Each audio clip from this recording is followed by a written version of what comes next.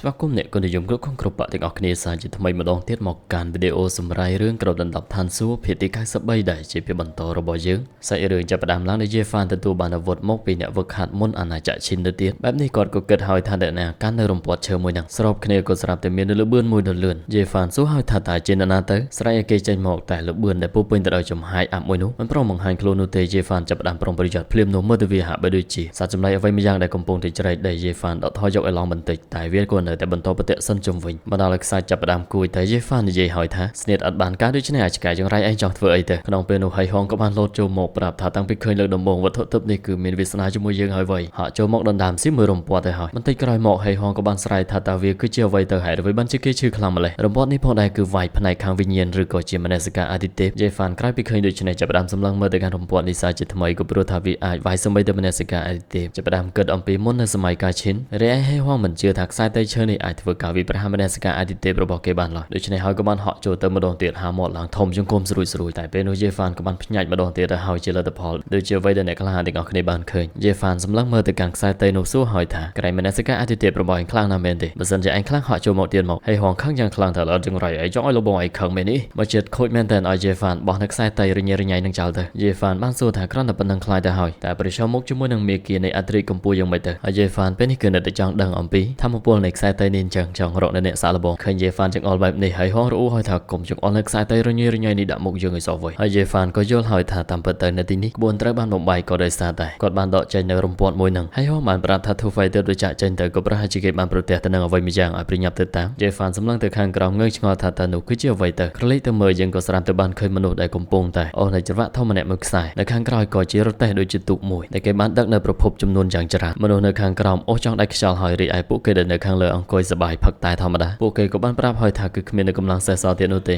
េសូមខ្ចីនៅប្រភពពួកគេសិនបានដែរឬអត់ក៏ព្រោះថាគេមិនអាចទ្រាំបន្តបានឡើយក្រោយពីលឿនចឹងពួកគេដែលគឺជាក្រុមចៅប្រាប់ហើយថាជុំនិយាយអត់បានការរីឯកម្រិតពួកគេគឺសុទ្ធតែជាកម្រិតទី3ទី4នៃវិមានតោគេបានគំរាមថាអ្នកណាដែលធ្វើការយឺតយ៉ាវគឺនឹងត្រូវសម្លាប់ចោលម្នាក់ទៀតប្រាស្រ័យនឹងខ្សែតៃវត្តពីលើរួចឲ្យគ្រប់គ្នាស្ដាប់ឲ្យច្បាស់គេទើបតែឃើញនៅឆ្កែខ្មៅនៅខាងមុខមុននេះបន្តិចប្រកោខ្សែតៃឲ្យកូនចៅវាយទៅហើយយប់នេះពួកយើងគឺមាននៅឆ្កែខ្មៅស៊ីហើយ Jefan ខណៈពេលដែលកំពុងតែមើលមានអារម្មណ៍ថាមិនធម្មតាចេញមកពីទូករបស់ពួកគេហ្នឹងសួរទៅកាន់ហៃហងចង់ចាត់ការដែរទេហៃហងតបមកវិញក៏ព្រោះថាមនសិការអាទិទេពរបស់គេគឺរងរបួសហើយដូច្នេះឲ្យ Jefan ជួយគាត់ទៅ Jefan តបទៅវិញល្អខ្លាំងណាស់ក៏ព្រោះថាគាត់ឥឡូវនឹងកំពុងតែដាច់យ៉ាយត្រូវការប្រភពផងមើលទៅកាន់ម្នាក់នេះបន្តវាយនៅអ្នកអូសបណ្ដាលឲ្យពួកគេទ្រាំទ្រលែងបានជាហេតុធ្វើឲ្យដួលដូច្នេះទូករបស់ពួកគេនឹងក៏បានក្រឡាប់បណ្ដាលឲ្យម្នាក់ស្រែកព្រមទាំងខ្ទាតទៅហើយដេកជោគតែម្ដងម្នាក់នេះនិយាយហើយគឺពិតជាមានឆ្កែខ្មៅមែនឥឡូវដល់ប្រគល់ឆ្កែនឹងប្រភពមកក្នុងពេលនោះយើងបានឃើញនៅ Jefan សម្រុកចូលដោយកណ្ដាប់ដៃរបស់គាត់ត្រៀមរួចជាស្រេចភ្ញាច់តែម្ដងក្រោយពីឃើញដូច្នេះអ្នកដទៃទៀតក៏ចាប់ផ្ដើមចាត់ការមកកាន់ Jefan ម្នាក់ប្រានៅខ្សែតៃម្នាក់ទៀតប្រានៅចំហាយដែរតែ Jefan នៅតែអាចគេចចេញទៅបានដាក់មួយដៃទៅកាន់បរិះម្នាក់នេះទៀតហើយបរិះកាន់ខ្សែតៃលួចវាយប្រហារពីខាងក្រោយ Jefan ចាប់ជាប់ទៀតទាញគេចូលមកជិតជូនមួយដៃទៀតទុកជាអនុស្សាវរីយ៍វិនាទីនោះគ្នាគេទាំង3ក៏បានសម្រុកចូលមកព្រមគ្នា Jefan គេចចេញបណ្ដាក៏បានរអ៊ូបណ្ដាក៏ព្រោះថាពួកគេមាននៅប្រភព10000ដូច្នេះគឺខ្វះ7000ទៀតធាក់ទៅកាន់គ្នាគេម្នាក់ពីរជើងរកមួយអ្នកក្លាហានឥតសក់ឃើញហើយប្រានៅចំហាយដែររបស់គេទៅចាត់ការបន្តតែដូចជាយើងបានឃើញហើយគ្មានប្រយោជន៍នោះទេ Jefan ហាក់បីដូចជាកំពុងតែសហការជាមួយនឹងហៃហងវាយទៅកាន់គេមួយដៃពេញមួយទំហឹងហៃហងស៊ូហើយថាហ៊ានចង់ស៊ីយើងផងម្នាក់ទៀតប្រានៅពុទ្ធដ៏ធំរបស់គេកាប់ចុះមកតែក៏នៅតែគ្មានប្រយោជន៍អញ្ចឹងក៏ព្រោះថាមួយដៃរបស់ Jefan គេខ្ទាតចេញសាជាថ្មី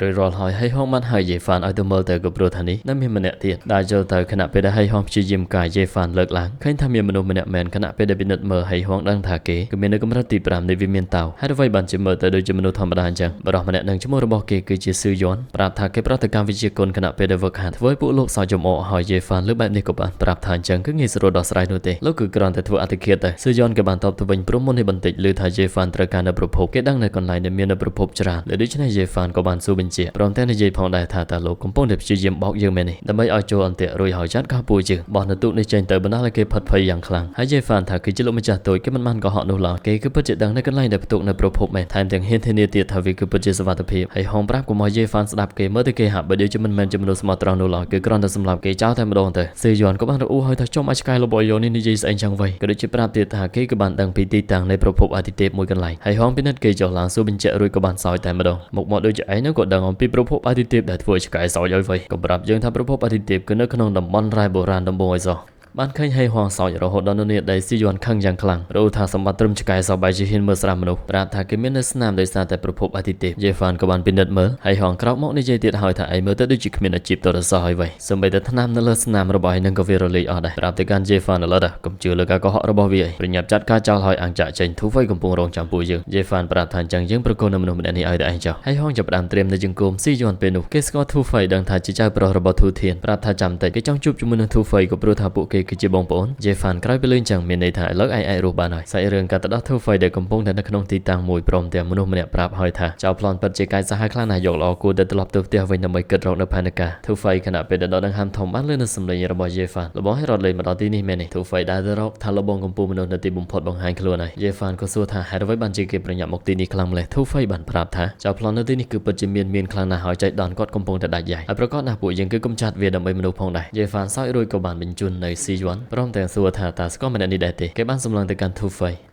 ក្រោយពីពិនិត្យមើលហើយធូវៃក៏និយាយថាសត្វចំហាយបិសាចមិនមែនមនុស្សល្អអីនោះទេយេហ្វានតបថាបែបនេះគឺមានតែសម្រាប់គេចោលទៅហើយហងចូលទៅទៀតហើយក៏ប៉ុន្តែគេបានប្រាប់ថាចាំតិចថាតាធូវៃនឹងគឺមិនធ្វើអញ្ចឹងដាក់គេនោះទេធូវៃលើដូច្នេះក៏បានសួរថាអញ្ចឹងថាវាយ៉ាងម៉េចដែរស៊ូយួនគេបានប្រាប់ហើយថាតារបស់គេមានឈ្មោះថាស៊ូធានសុងគឺជាមហាចៅទី3ឋានៈរបស់គាត់គឺខ្ពស់ជាងស្ដេចនាគបៃតងទៅទៀតបើសិនជាសម្រាប់គេតារបស់យើងគឺច្បាស់ជាធ្វើឲ្យជីវិតរបស់ពួកឯងវេទនាក្រោយពីលឺអញ្ចឹងហើយធូវៃប្រាប់ថាអញ្ចឹងធ្វើទៅតាមវិន័យទៅមិនសម្រាប់ឯងដូច្នេះឯងគឺត្រូវតែប្រកូលនៅប្រភពដើម្បីជាធ្នូត្រឡប់មកវិញយេហ្វានក៏បានព្រមមានគេទុកជាមុនក៏ព្រោះថាប្រភពដែលគាត់ប្លន់បានមុននេះបន្តិចគឺមិនរាប់ចូលនោះទេស៊ីយួនគេបានរំលឹកអំពីប្រភពអាទិទេពរហូតថាពួកគេមិនអាចយកបានព្រមទាំងរងរបួសក៏ដោយសារតែយុទ្ធសាស្ត្ររបស់គេត្រូវបានបិទហើយហងសួរទៀតហើយតើឯងកំពុងតែចង់លេងសើចជាមួយនឹងពួកយើងមែនទេលើកយកនៅកន្លែងប្រភពអាទិទេពមកនិយាយម្ដងទៀតតើមិនមែនព្រោះតែចង់បោកគេឲ្យទៅកាន់ទីកន្លែងនោះទេមែនឬក៏អត់ស៊ីយួននៅតែអះអាងថាអ្វីដែលគេនិយាយគឺជាការពិតធូវៃក៏បានសួរបញ្ជាក់ហើយគេក៏នៅតែអះអាងនៅសម្ដីដដែលធូវៃលើកគេឡើងព្រមទាំងរំលឹកនៅរឿងអាម៉ាស់ជាច្រើនដែលស៊ីយួននឹងបានធ្វើសម្បីតែមនុស្សស្រីនៃចំនួនក្រោយចោលដទៃទៀតក៏ឯងនឹងញ៉ៃមិនរើសមុខដែរវិញស៊ីយួនព្យាយាមនិយាយទៅកាន់ធូវៃតែមិនថាយ៉ាងណាធូវៃនៅតែប្រាប់គេឲ្យប្រញាប់យកនៅប្រភពភ្លាមមកភ្លាមនោះមនុស្សម្នាក់ក៏បានផ្លោងចូលមកគេបាននិយាយទៅកាន់ធូវៃថាមេធំមានមនុស្សកំពុងតែបង្កបញ្ហាក្នុងពេលនោះឃើញថាមនុស្សជាច្រើនក៏បានចុះមកឡងព័ទ្ធជុំវិញទីនេះធូវៃឃើញនៅបរិះមេធំនេះនិយាយហើយថាក្មេងឆ្លើយបែរជារញ៉េរញ៉ៃនៅកន្លែងយើងផងគេបានតបមកវិញថាហ៊ានចាប់នៅលោកម្ចាស់ទួយរបស់ពួកយើងព្រមទាំងប្លន់យកនៅប្រភពហើយដើម្បីជាកិត្តិយសឲ្យមហាចៅយើងគឺផ្ដោះជំរឿឲ្យពួកឯងពីរទី1លុតជង្គង់សុំក្តីមេត្តាឬក៏ស្លាប់ឃើញនៅទឹកមុខរបស់គេសោយដល់កំណាចខណៈពេលដែលធូវៃដឹងថាគេមានអាណាចក្រពោទាំង4ធូវៃសួរហើយថាមនុស្សម្នាក់នេះក៏គួរតែគឺជាកូនចៅដែលខ្លាំងក្លាបំផុតរបស់ឯងមែននេះមិនទុកយូរបញ្ចេញនៅគំនិតទាំងគួររបស់គាត់ទៅចាត់ការរីឯកូនចៅរបស់គេដទៃទៀតបានមករេរាំងជាងខ្លាំងនៃអាណាចក្រពោទាំង4និយាយក៏ដោយសារតែឯងសម្រេចចិត្តហើយអញ្ចឹងអាចទៅកាន់សុគតិភពបានហើយយេហ្វានប្រាប់ប្រាស់នៅកណ្ដាប់ដៃរបស់គាត់វាប្រហារព្រមទាំងលបឿនលឿនបរួមជាមួយនឹងស្នេហ៍ជ្រែកលំហខណៈពេលនោះក៏បានប្រាប់ទៀតថាឆ្លៀនឱកាសនេះទៅកាន់ភូមិរបស់ពួកគេជាងខ្លាំងម្នាក់នឹងបញ្ចេញអាវុធដ៏ធំវាប្រហារទៅកាន់យេហ្វានពេញមួយទំហឹងគាត់ក៏ប្រញាប់បើកនៅដែនការពារហើយហងចូលស្របធូវៃក៏បានប្រាប់ពីទីតាំងឲ្យគាត់រួចហើយយេហ្វានតបមកវិញថាបែបនេះពួកយើងគឺមិនចាំបាច់ត្រូវប្រយុទ្ធជាមួយនឹងគេយូរនោះទេទល់រួចហើយឲ្យហេហងប្រញាប់រៀបចំក្បួនធូវៃកំពុងតែប្រយុទ្ធប្រាប់ទៅកាន់កូនចៅថាពួកឯងពីអ្នកការពារឆ្កែផងពួកគេប្រញាប់ការពាររីឯហេហងក៏ពិតជាញាប់ជើងញាប់ដៃមែនតើយេហ្វានប្រាប់ប្រាស់នៅឆ្នាំងរបស់គាត់ដើម្បីទៅទប់ទល់ជាមួយនឹងគេជាងខ្លាំងម្នាក់នឹងសរសើរហើយថាគឺពិតជារបស់ល្អធ្វើការប្រយុទ្ធបន្តព្រមទាំងកណ្ដាប់ដៃរបស់គេវាប្រហារទៅកាន់យេហ្វាននៅធ្លាក់ចុះខណៈពេលដែលឲ្យអាវុធរងចាំទទួលតែភ្លាមយេហ្វានរលាយបាត់ពីទីនេះបង្ហាញខ្លួនម្ដងទៀតនៅជ្រុងមកខាងលោតទៅវាប្រហារសាជាថ្មីតែមិនថាបើទោះបីជាយេហ្វានមកជ្រុងណាប្រឡោះណាក៏នៅតែមិនអាចធ្វើឲ្យគេមានរបួសបាននោះដែរគ្រាន់តែមិនបានប្រយ័ត្នក៏ស៊ីមួយដៃរបស់គេរួចថែមមួយដៃទៀតឲ្យយេហ្វានខ្ទាតចេញគេក៏បានដឹងថានេះគឺជាស្នៀតនៃគ្រូសាជ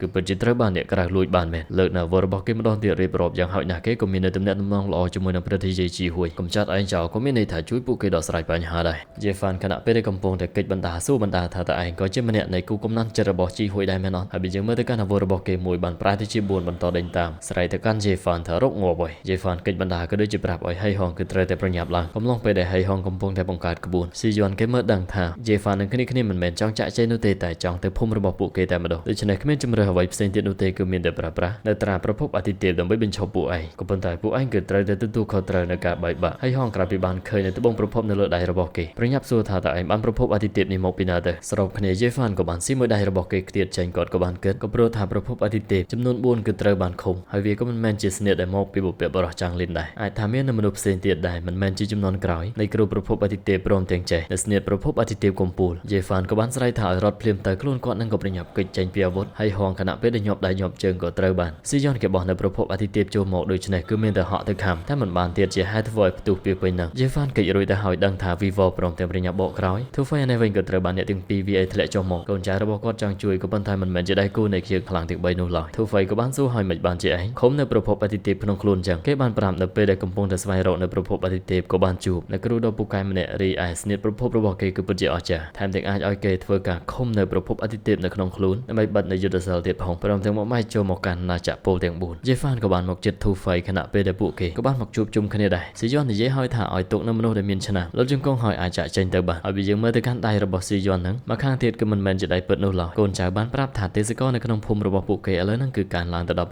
500នាក់ពាក់នៅដៃរបស់គេឲ្យមើលទៅកាន់ធម្មពលក៏កើនឡើងទូហ្វៃក៏ដឹងថាតាមពិតទៅគេក៏បានធ្វើការជួយដល់មនុស្សទាំងដែរមហាចៅមិនដែលធ្វើនោះឡើយក៏ព្រោះថាមហាចៅទាំង13គឺមាននៅវិន័យនៃគុណធម៌ពួកគេដែលគេជាចំនួនក្រោយមិនគួរធ្វើអញ្ចឹងនោះឡើយស៊ីយ៉ននិយាយឲ្យថាកុំគិតថាក៏ព្រោះតែពួកយើងទាំងពីរគឺជាចំនួនក្រោយនៃមហាចៅយើងមិនហ៊ានសម្លាប់អីសោះរួចបញ្ជាកូនចៅចាប់គេយេហ្វានពេលនេះឲ្យទូហ្វៃរកនៅឱកាសកិច្ចចេញនៅពេលដែលគាត់ឈានទៅដល់កម្រិតបន្ទាប់សម្រាប់ពួកគេគឺងាយស្រួលនោះទេបញ្ចេញនៅរំពោះរបស់គាត់ធ្វើការវិប្រហារទៅបណ្ដាលអាវុធរបស់គេរបូតចេញពីដៃខណៈពេលនោះកូនចៅគេម្នាក់ទៀតធ្វើការវិប្រហារមកយេហ្វានប្រញាប់រុញទូហ្វៃរួចហើយហោះឡើងទៅខាងលើចាត់ការពួកគេទូហ្វៃអានេះវិញក៏ចាប់ផ្ដើមបញ្ចេញនៅវត្ថុទិព្វរបស់គាត់តែភ្លាមៗក៏ត្រូវបានជើងខ្លាំងម្នាក់នេះនិយាយថាបើជាប្រហើនវាមានតោចំប្រយុទ្ធជាមួយនឹងពលទាំង4ផងធាក់ទូហ្វៃមួយជើងស្របគ្នាក៏ទូហ្វៃក៏ស្រាប់តែបំពាក់នៅរបស់វិញម្យ៉ាងហើយយើងមើលទៅកាន់ធម្មពលនៃជើងខ្លាំងអាណាចក្រពលទាំង4នឹងមិនធម្មតានោះឡើយយេហ្វានឃើញបែបនេះក៏បារម្ភអំពីទូហ្វៃយ៉ាងខ្លាំងប្រើប្រាស់នៅលឿនទៅលឿនប្រញាប់ទៅជួយតែទូហ្វៃរនយន់បញ្ជូននៅយេហ្វានថាឲ្យទៅមុនទៅស៊ីយ៉នប្រញាប់បញ្ជាឲ្យកូនចៅដេញតាមតែយន់ដែលនាំយេហ្វានចាក់ចេញនេះមិនធម្មតាបណ្ដាលឲ្យអ្នកទាំង3ត្រូវតាមរហូតមកដល់ទីនេះវាប្រហារបំបាយរួចហើយនិយាយថាឯងក៏មិនអាចគេចចេញអំពីវាខ្សែនេះបានទេយេហ្វានភ្លាមហក់ចូលមកវិញក៏ដូចជាសួរថាឯងក៏ថាយើងរត់ហើយមែននេះប្រើប្រាស់នៅខ្សែតៃរបស់គាត់វាប្រហារទៅថាយើងគឺគ្រាន់តែរងចាំនៅឱកាសកុំចាត់ពួកឯងម្ដងទាំង3តែប៉ុណ្ណោះដៃម្ខាងកាន់ខ្សែតៃដៃម្ខាងប្រើប្រាស់ឆ្នាំងគេចេញពីផ្លែដៃរបស់គេសម្រាប់នៅម្នាក់ទៀតក្រោយពីឃើញចឹងម្នាក់ទៀតក៏ដឹងហើយថាយេហ្វានមិនដូចជាអ្នកវឹកហាត់វិមានតៅដទៃទៀតឡើយត្រូវតែប្រញាប់រាយការណ៍ប្រាប់ទៅកាន់ថ្នាក់ដឹកនាំយេហ្វានបានគិតបើសិនជាទៅតាមគេក៏ប្រហែលជាអាចដឹងអំពីទីតាំងសាច់រឿងការទៅដល់ទូហ្វៃវិញដែលត្រូវបានគេនាំចូលមកក្នុងគុកក្រោកឡើងឲ្យពួកគេដោះលែងគាត់ទៅរីឯខ្សែដែលពាក់លើកគឺអាចគ្រប់គ្រងនៅទូហ្វៃបានខណៈពេលដែលព្យាយាមទាញចេញម្នាក់ទៀតនៅក្នុងគុកនោះប្រាប់ថាគ្មានប្រយោជន៍នោះទេដើម្បីអាចចាក់ចេញបានលុះត្រាណាទៅរងចាំនៅអ្នកជួយសង្គ្រោះហើយបើយើងមើលនៅទីនេះគឺពិតជាធំខ្លាំងមែនទែនដែលវាក៏ជាភូមិហៃស៊ឺអានជើកូនចៅរបស់ស៊ឺយ៉នក៏បានត្រឡប់មករាយការណ៍យេហ្វានក៏បានតាមគេមកដល់ទីនេះដូចគ្នាដែរតែសាច់រឿងត្រូវបានស្លេះត្រឹមនឹងឯងបាត់កាសមានអារម្មណ៍ថាពិបាកសម្រាយមែនទែនគ្រាន់តែទៅផឹកកាហ្វេសោះបាទ Airport 4 សែតខ្លាំងមែនទែនហើយជាថ្មីម្ដងទៀតអរគុណទៅកាន់អ្នកគុណនិយមគ្រប់គ្រប់បកដែលតែងតែគាំទ្រអធិស្ឋានបើសិនជាមានកំហុសខុសឆ្គងភ្នំមិនផ្លាស់ប្ដូរទឹកនៅតែហូរជួបគ្នានៅក្នុងពិភពគុណបាយបាយ